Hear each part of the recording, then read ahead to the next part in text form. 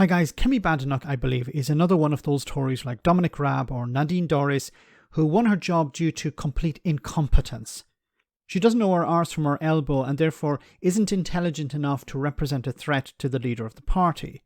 She was appointed Trade Secretary under Rishi Sunak and she's been doing a bit of a victory lap following her push to get Britain into the CPTPP bloc. However, during this exchange with one of my favourite SNP MPs, Angus McNeil, she made a staggering claim about UK businesses post-Brexit.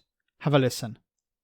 So basically, you're not running with the idea of models when the numbers are going against you. So I'll just, before I take in lawyers and more, just in the real world, do you think it's easier for companies, and do you think companies are trading more or less from the UK to the EU now than they were with this new regime? Exports have gone up. No, well, I'm talking about companies. Do you think there are any companies? You mean with the? Do you think there are companies that find it difficult now to export and to trade with the European Union? There are companies where the changes have had an impact on them.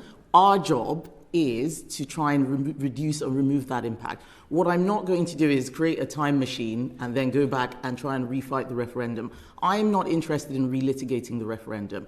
The Prime Minister of the day campaigned to stay in the EU. The British public voted to leave. I am not having an argument about that democratic decision. I'm not either. I'm just asking if the companies find it easier or more relitigating the referendum. That's not the right heading. That is what you're doing. No, I'm asking you, do companies find it easier or harder now?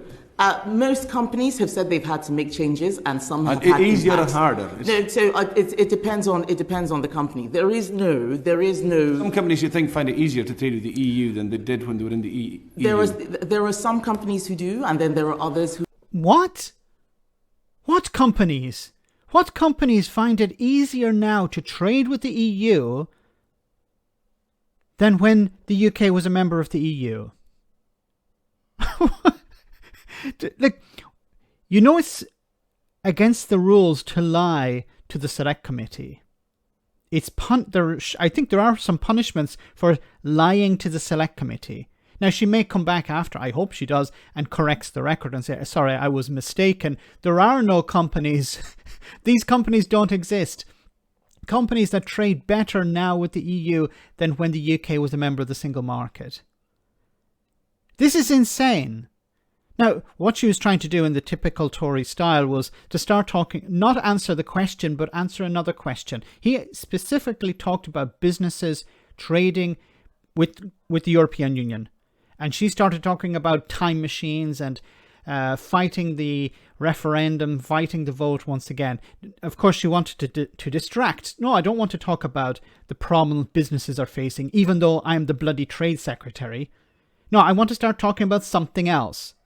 And well done to Angus McNeil for bringing her back on track here.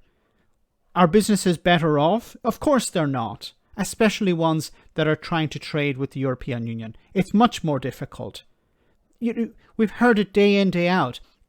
Companies leaving, companies being told by the International Trade Secretary before to move to Europe to trade, set up operations in Ireland, set up operations in the Netherlands if you want to continue to operate. It's absurd to suggest that there are some companies. I would love to know the names of these companies. Maybe we can get them on and have ask them some questions explaining how things are better to be. It's better to be outside the single market and trade with the single market than being in the single market. Absolutely absurd. Let me know in the comment section, guys, what you think about all of this. As always, your comments are greatly appreciated. Thanks a lot.